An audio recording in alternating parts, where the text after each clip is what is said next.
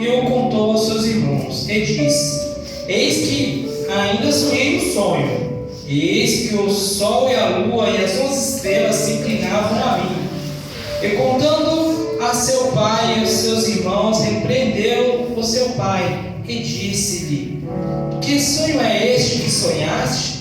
Porventura viveremos eu e tua mãe e teus irmãos inclinando perante a ti na terra? Seu irmão, pois, o invejaram. Seu pai, porém, guardava este negócio no seu coração. E o seu irmão foram apacentar o rebanho de seu pai, junto de Siquém. Disse, pois, Israel a José: Não apacente os teus irmãos junto de Siquém. Vem, enviar-te-ei a eles. E ele disse: Eis-me aqui. Ele disse: Ora, vai e vê como estão teus irmãos e como está o rebanho, e traz a minha resposta. Assim enviou do vale de Hebrom. E José veio a Siquém e achou um varão, porque ele andava errado pelo campo. E perguntou-lhe o varão, dizendo: Que procuras? Ele disse: Procuro meus irmãos. Dize-me, peça-te, onde eles apacentam? E disse aquele varão: Foram daqui, porque ouvi-lhes dizer: Vamos a Dotã. José, pois, seguiu seus irmãos e achou em Dotã. E viram-no de longe, antes que chegasse a eles, conspiraram contra ele, para o matarem. E disseram uns aos outros: Eis que lá vem o sonhador mor. Vinde, pois, agora, e matemo-nos, e lancemos numa destas covas, e diremos: Uma besta fera o comeu, e veremos que será do seu sonho. E ouvindo Rubem, livrou-o das suas mãos e disse-lhes: Tiremos a vida. Também lhe disse Rubem: Não derrameis sangue, lançai-o nesta cova que está no deserto, e não lanceis mãos nele para livrá-lo das suas mãos e para torná-lo a seu pai. E aconteceu que, chegando José aos seus irmãos, tiraram a José a sua túnica e a túnica de várias cores que trazia. E tomando-o, lançaram na cova, porém a cova estava vazia, não havia água nela. Depois assentaram-se a comer pão e levantaram seus olhos e olharam, eis que uma companhia de israelitas vinha de Gileade, e seus camelos traziam as especiarias, de bálsamo e de mirra, e ia levar com isso ao Egito. Então Judá disse aos seus irmãos: Que proveito haverá em que matemos o nosso irmão? Escondemos a sua morte? Vinde e vendemos, eis, aos ismaelitas, e não haja nossa mão sobre ele, porque ele é nosso irmão, nossa carne. E seu irmão obedeceram. Passando, pois, os mercadores midianitas, tiraram e alçaram a José da cova e venderam José por 20 moedas de prata aos ismaelitas, ao quais levaram José ao Egito. Tornando, pois, Rubem a cova, eis que José não estava na cova. Então rasgou seus vestidos e tornou a seu irmão e disse: O moço, não pareça. Onde irei? Então tomaram a túnica de José e mataram o cabrito e tingiram a túnica com sangue. Enviaram a túnica a várias cores e fizeram levá-la ao seu pai e disseram: Temos achado esta túnica, conhece? Agora se esta será ou não a túnica do teu filho. Reconheceu e disse: É a túnica do meu filho. Uma besta fera o comeu certamente, foi despedaçado José. Então Jacó rasgou os seus vestidos e pôs saco sobre os seus lombos e lamentou o seu filho muitos dias. E levantaram-se todos os seus filhos e todas as suas filhas para consolá-lo.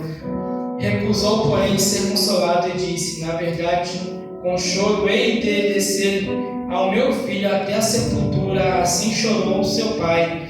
E os medianitas o venderam no Egito, e Potifar, o eunuco de Faraó, capitão da guarda. Louvado e exaltado. Vamos orar. Senhor Deus, Pai, graças te damos por este dia, por por este fôlego de vida que nos permitiste essa noite, estarmos aqui, Senhor, diante da Tua presença, Senhor Jesus, porque a Tua palavra diz que onde há um, dois ou três reunidos, aqui o Senhor se faz presente. Graças te damos, Jesus, pela vida que nos ofereceste, por este momento, Senhor, da Tua palavra, de estarmos aqui esta noite para bendizer o Teu nome, Jesus. Então, o que te pedimos e agradecemos por tudo.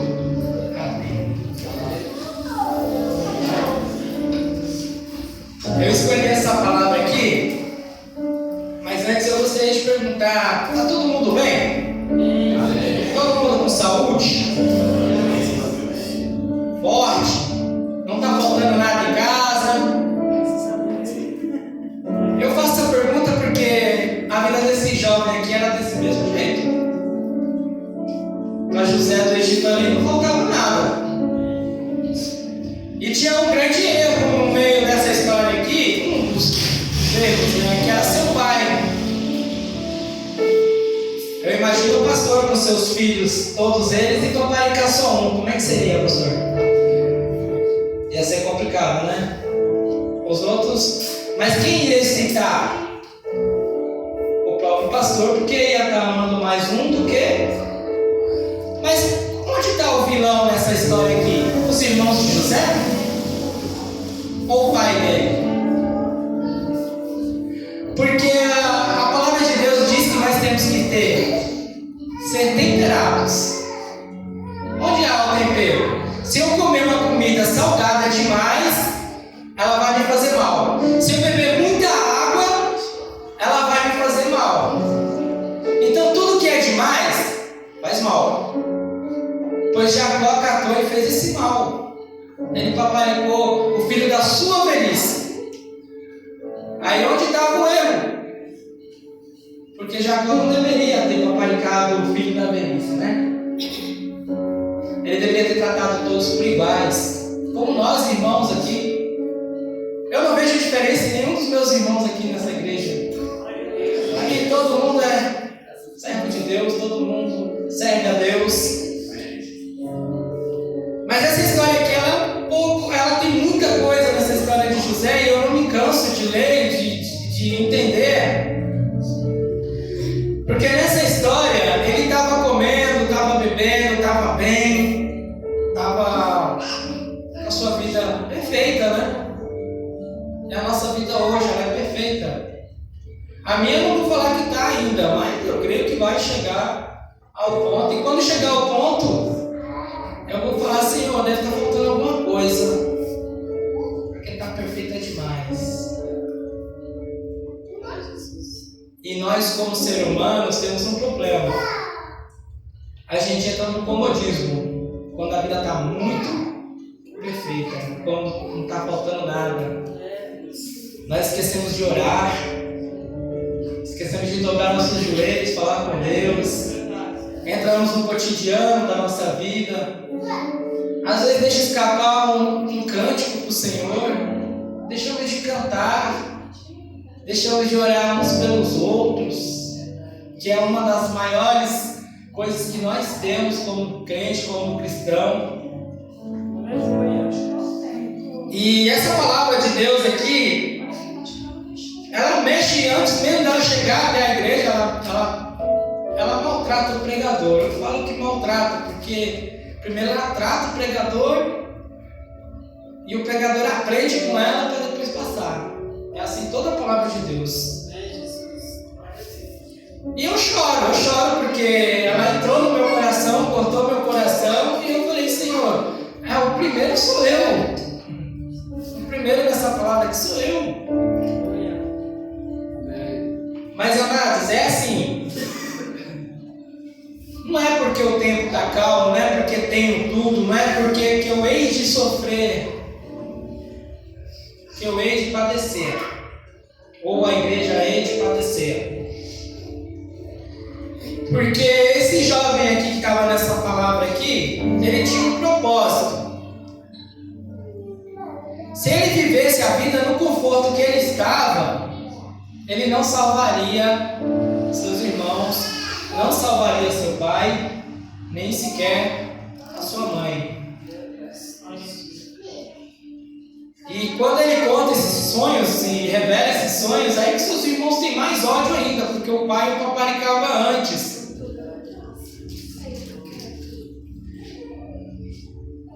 E nenhuma luta, nenhuma prova, nenhuma dificuldade na vida do cristão venha por acaso. Não vem à toa. Ela não vem à toa. Por mais que esteja difícil de alcançar, por mais que esteja difícil de chegar à bênção, um dia ela passa. E essa palavra vai comprovar para nós aqui hoje que ela vai passar diante dessa palavra aqui, não o pregador Adilson que está falando, mas a palavra de Deus. Se você tem uma luta, uma prova, é o Senhor Jesus, é a palavra de Deus que está dizendo que ela vai passar hoje. Ela passa, como nossos tempos de vida, como o nosso fôlego. Ontem mesmo não tinha cabelo branco, eu era magrinho, estava no vigor. Hoje eu já estou velho e o tempo passa muito rápido, muito rápido. E esse jovem aqui, ele foi vendido lá para o Egito, José. Agora eu vou contar uma das coisas que fazem com que nós passamos pela prova com Jesus do nosso lado caminhando. Eu creio que ele sofreu bastante por se desvencilhar da sua família, mas eu creio também que ele se apegou aos ensinamentos do seu pai. E quais eram os ensinamentos do seu pai? Os mandamentos de Deus, a palavra de Deus. Era o principal, era o guia, o caminho dele. Dali ele saía já do tempo ele já saía do tempo dos familiares dele e estava entrando num templo onde havia mais de 12 deuses. Tinha muito Deus naquela terra. Era Deus sapo, Deus boi, Deus rã, Deus de tudo quanto é jeito, Deus sol, Deus noite, Deus de tudo quanto é maneira. Mas José chegou lá dentro no meio desse povo, ele não mudou a sua direção nem a sua índole. Ele louvou somente a Deus. E por mais que ele apanhasse ou as dificuldades viessem sobre ele louvava a Deus. Ele falava, não posso, porque meu pai me ensinou que a palavra de Deus, que os mandamentos é esse. Eu não posso comer coisa impura, eu não posso trabalhar no sábado, eu não posso isso, não posso aquilo outro. E ele fez isso. Mas uma dessas coisas que ele fez, eu venho dizer à igreja agora. A minha vida e a vida de cada um aqui tem um determinado fator que Jesus pede. Um determinado fator que nessa palavra aqui entra e louvado seja Deus. Por onde eu ando, eu gosto muito de falar da palavra de Deus. É falar do Evangelho. É salvar alguém. A missão é salvar alguém. José estava indo para o Egito para salvar não somente os egípcios, mas muita gente. Muita gente mesmo. Ele foi para lá para salvar muita gente. Jesus Cristo veio para salvar todos. Todos, um conjunto total. Todos. E tem muitos que falam que a palavra de Deus é só o Novo Testamento, que deixa o velho para trás, mas é dentro dessa palavra aqui que a gente vê o completo de Deus, a obra perfeita para a nossa salvação. E nesse trechinho aqui de Gênesis 37, que conta a vida de José, ela conta que ele foi para o Egito, chegou no Egito, foi vendido à casa de Potifar. Chegou na casa de Potifar, ele foi um mau servo? Não. Aleluia. Ele foi um bom administrador. Ele administrou a casa de Potifar porque o seu pai o ensinou a administração. Ele não trabalhava no meio com os outros irmãos. O pai estava ensinando ele a como se fosse o primogênito daquela família. Então, quando ele foi vendido, ele deixou de ser. Mas ele era o primogênito de Deus. É igual vocês são os primogênitos de Deus. Não tem diferença. Para Jesus nós somos primogênitos. Por que primogênitos? Porque carrega a palavra de Deus, porque leva o Evangelho.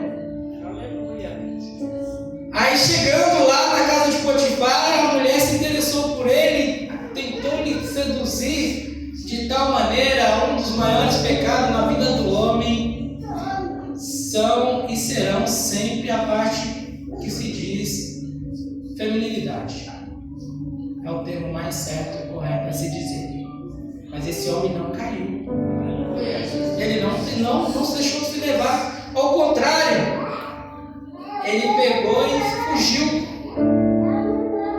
Em outros textos mais à frente, a palavra de Deus diz: se você não pode com o pecado, fuja dele. Fuja dele. Parte para longe dele. E ele fez. E ele foi preso, porque ela contou mentiras. Mas a mentira não se prevalece perante a palavra de Deus, perante uma vida com Cristo. A mentira, ela morre. Ela contou a mentira. Ele foi preso. Mas ele tinha mais um propósito dentro daquela cadeia. Ele tinha mais um propósito de Deus ali dentro. Então tudo é permitido. Eu vou citar um pouquinho aqui no trecho da passagem de Jó. Era permitido a Jó perder todos os seus filhos. Era permitido a Jó perder sua esposa, perder seu rebanho, perder tudo que tinha. Era. Porque era a vontade de Deus. Era a vontade de Deus. Não é a vontade do homem. E José foi parar no cárcere. Aí nós pegamos outro ambiente. O que é uma prisão hoje? Uma prisão, ficar preso. É estar dentro de um lugar que você não tem muito recurso e não tem muitas coisas a fazer. Hoje, se você entrar numa penitenciária, você vai comer, dormir e levantar. O que mais você pode fazer dentro de uma penitenciária? Um servo de Deus sabe. Pegar a palavra de Deus. E vocês acham que José, lá dentro da prisão, não pregou sobre o Deus dele? Pregou, meus irmãos. Pregou. Porque quando vem lá o padeiro e o servidor divino do rei até José e conta-lhe os sonhos, José desvendou os sonhos para eles. Eu tenho a minha concepção que eles perguntou: mas como tu sabes tudo isso? Porque eu sou servo do Deus vivo. Porque eu aprendi com meu pai lá na terra de Canaã. Ele me ensinou. Mas e nas escolas hoje, jovens? Nas escolas, você tem separado e falado: eu sou servo de Deus. Eu sou servo de Deus. Eu prego a palavra de Deus. Eu não me envergonho dela. Como diz Paulo, eu não me envergonho do Evangelho, porque é o poder de Deus. É o poder de Deus o Evangelho. Então eu acredito que, por mais que vocês tenham dificuldade lá dentro do colégio, se vocês pegarem firme e falar: não, eu sou servo de Deus, rapaz, Deus vai derramar um caminhão de bênçãos sobre a sua vida. Você será como José.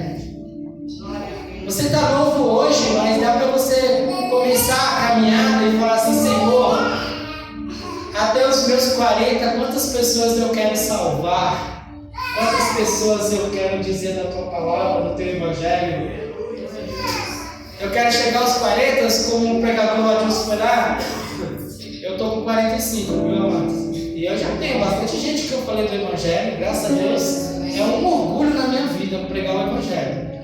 É um orgulho mesmo. Se tem uma coisa que me faz ficar feliz é quando eu prego o evangelho e aquele que pregou volta a mim e fala: irmão, você tem Jesus, porque você falou para mim. Rapaz, não tem pagamento maior que esse, não. Não existe. Nem o dinheiro, nem as minhas dificuldades, nada supera a alegria de ver um homem convertido ao evangelho. Nada, não existe. Isso não existe. Mas dentro daquela cadeia ali, aquele moço, ele organizou ela. Primeiramente, ele organizou toda a casa.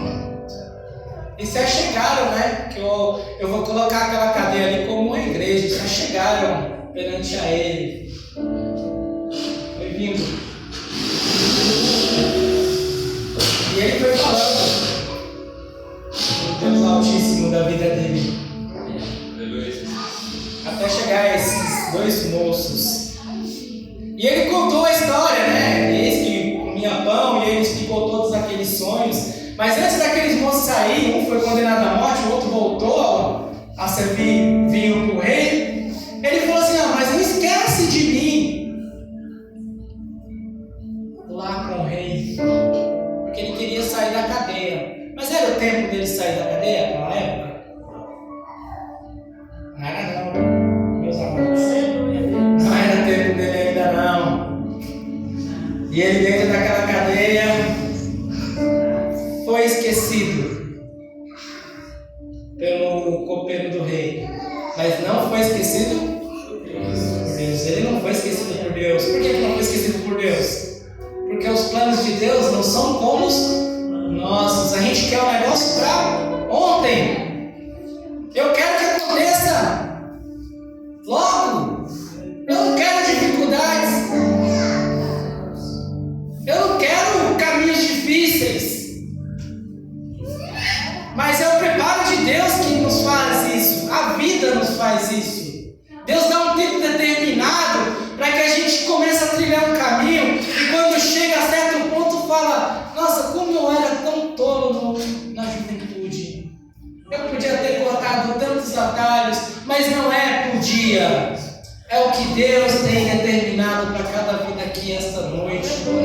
É o que Deus tem determinado para a minha vida, para a vida de cada um. Qual é o seu sonho? Esse jovem sonhou, mas esse sonho não era dele. Era sonho para os irmãos dele. Ele ia salvar todo mundo. O profeta Isaías falou assim: e eis que ele virá, e ele era feio, ele não tinha nada que a gente desejasse sobre ele. Eles pregam Jesus bonito aí, né? Mas o profeta Isaías diz ao contrário. Ele era muito feio, não tinha nada ou aparência que fizesse com que a gente ficasse perto dele. Seria como, vamos colocar hoje, Jesus seria como um mendigo, fedorento. Assim dizia o profeta. E os seus não o aceitaram. Os judeus não o aceitaram.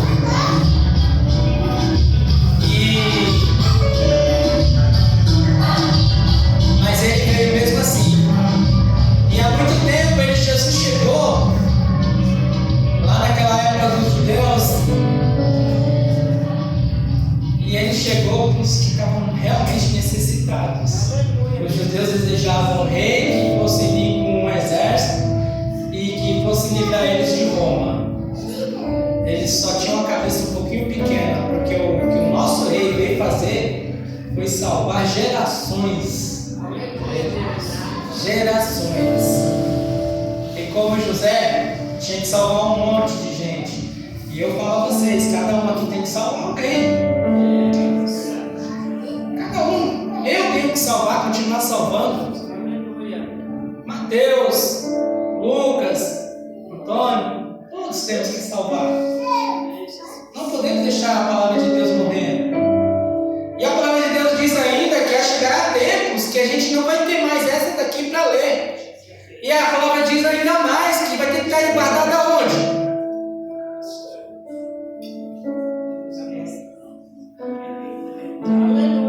Se não tiver no nosso coração, na nossa vivência, na nossa vida cotidiana, ou se não tiver no nosso coração por amor, quando fala no nosso coração, é amar a palavra de Deus.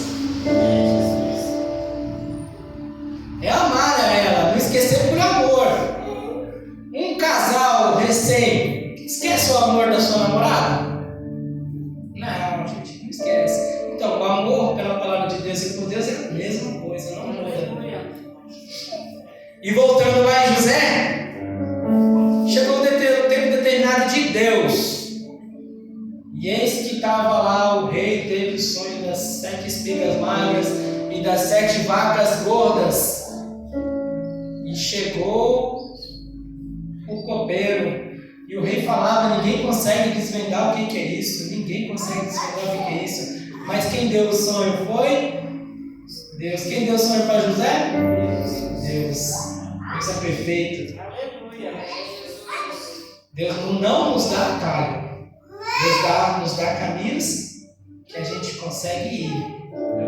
Deus não dá o fardo que a gente não possa carregar.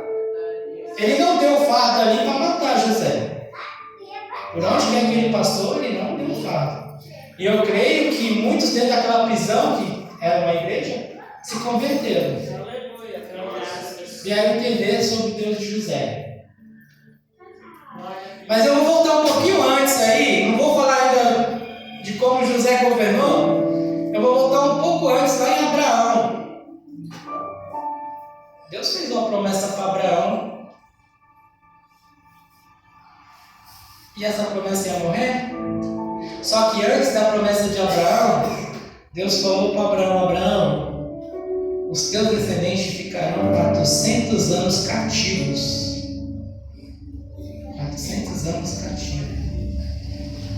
Deus queria que esses 400 anos cativos ficassem com aquele povo? Não. Mas quando eu falei aqui no começo da mensagem, quantos ídolos tinha naquela terra? Muitos. Então o rei mandou chamar José. E José foi até a presença do rei. E José desvendou o sonho do rei. E José ainda falou para o rei: agora o senhor escolhe alguém sábio para poder administrar a comida e a água. E mandou o rei que José saísse. Ficou pensando. Mandou que José voltasse novamente. E o rei falou: este homem é você. E louvado seja o teu Deus.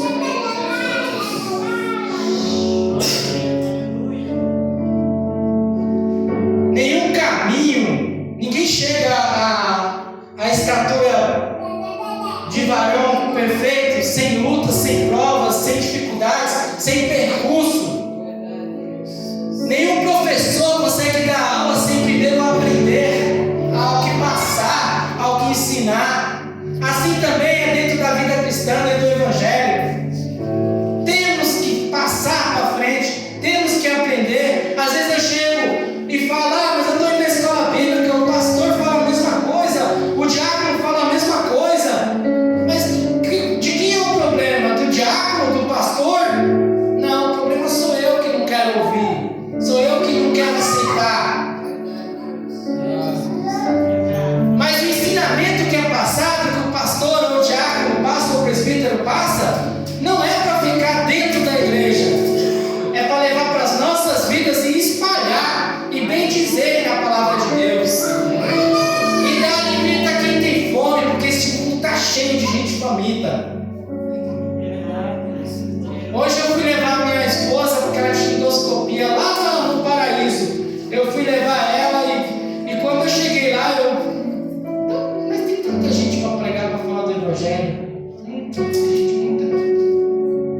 E ali eu fiquei meditando na pregação e eu vi 2 mancebos passando de mão dadas.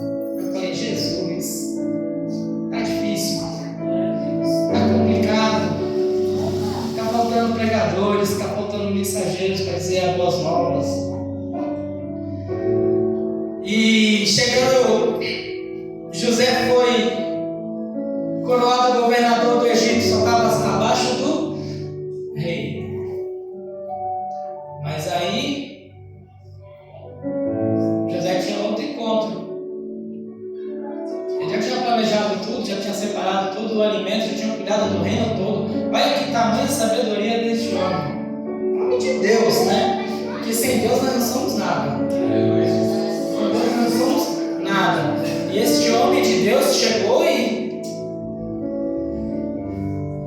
cuidou daquela terra, guardou os mantimentos, separou a água, tirou um terço de cada coisa que eles plantavam, colhiam. Aí chegou o dia que veio a seca, a fome.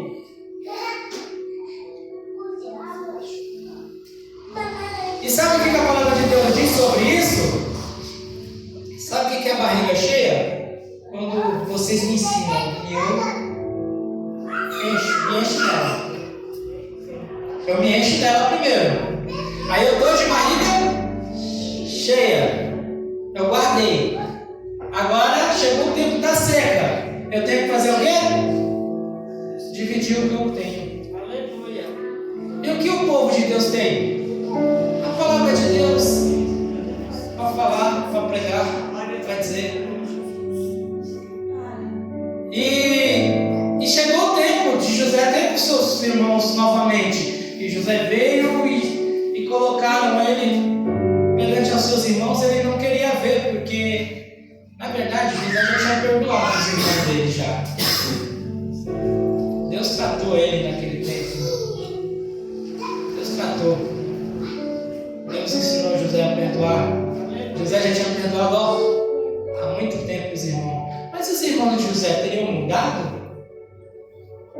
A palavra aqui em Gênesis diz que Jacó, quando soube que José morreu, ele fez luto por muitos anos. E seus irmãos ficaram arrependidos de ter falado que José morreu. Eles ficaram arrependidos. Lhe cortou o coração ver o pai morto todos os dias sem alegria, sem contentamento. Aí eu trago para mais uma hoje, na palavra do Reino de Deus. Se os irmãos viram o Jacó desse jeito, imagina nosso pai que está no céu ver uma ovelha perdida. Como não fica? Como não fica? Deus, que a palavra de Deus diz que Ele não se alegra na morte do ímpio. Deus não se alegra na morte do ímpio.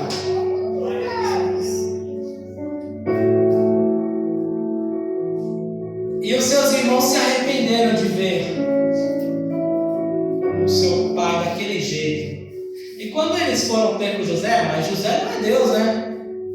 José não sabia que eles tinham se arrependido. Aí José teve que fazer prova deles, né? E José fez prova deles e eles provaram, trouxeram o seu irmão Benjamim e depois trouxeram Jacó e eles ficaram ali no Egito. Aí chega aquele tempo dos 400 anos. E o povo, daquele povo que tinha aprendido sobre o Deus do Altíssimo, esqueceu tudo. Não mais adorava a Deus, não mais pregava. Mas aqui temos outra história. Mas a história de hoje, o Senhor nos ensina que toda luta, toda prova, todo caminho que a gente percorre, que eu percorro, o pastor já percorreu, que muitos aqui ainda tem muito a percorrer, é que ele nunca sai do lado, ele está sempre do lado. Não sou eu, não é Deus que se afasta de mim, sou eu que me afasto de Deus pelas minhas próprias consciências, pelos meus próprios caminhos, pelas minhas próprias decisões, pelo livre-arbítrio que Ele nos deu. E outra coisa nessa história é que aquele que guarda a palavra de Deus e seus mandamentos, não há de faltar nada. E tem mais uma coisa nessa palavra que diz que a nossa morada não é aqui. Então não se iluda com as coisas dessa terra. A nossa morada o Senhor Jesus está preparando. E nós iremos para lá. E estaremos lá com Ele e cantaremos o hino da vitória. E se você tem uma luta hoje, mediante essa palavra aqui, eu tenho a dizer que ela já foi vencida. Ela já foi vencida. Porque Deus já deu para a gente. Mas ainda temos um caminho ainda a percorrer. Ainda temos obstáculos a saltar. Mas eu quero que cada um entenda que o Senhor Jesus não vai sair de perto de nós. Não vai. Não importa o caminho. Eu quero contar aqui que não era nem para eu estar aqui pregando hoje. Eu caí de um telhado de 6 metros. De costa. Mas o Senhor me deu livramento. O Senhor me deu livramento. Hoje eu tenho dores, tenho sequelas da queda. Mas eu glorifico tanto a nova vida.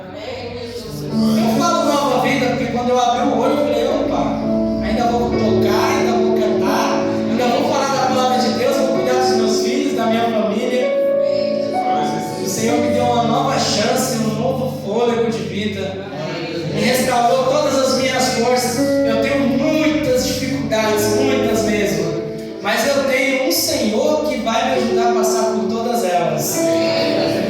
Não há caminho que possa quando o Senhor está na frente, quando o Senhor está no controle. Então essa é a mensagem de hoje. Eu deixo para cada irmão. Pensa um pouquinho, reflita.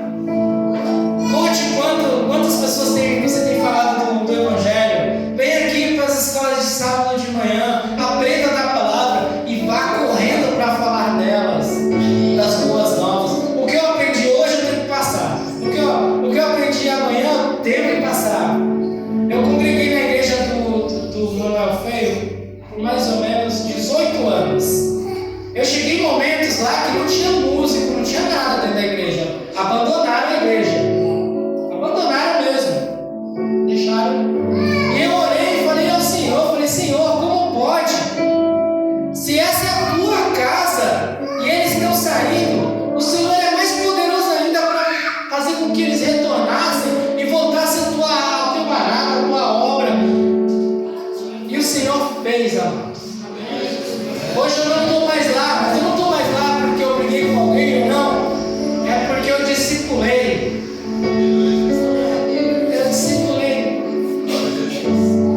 E eu estou indo para outra igreja que não tem ninguém lá também para tocar, são muito poucos os músicos. E temos que discipular, não somente no tocar, mas na palavra de Deus também. Sem ela,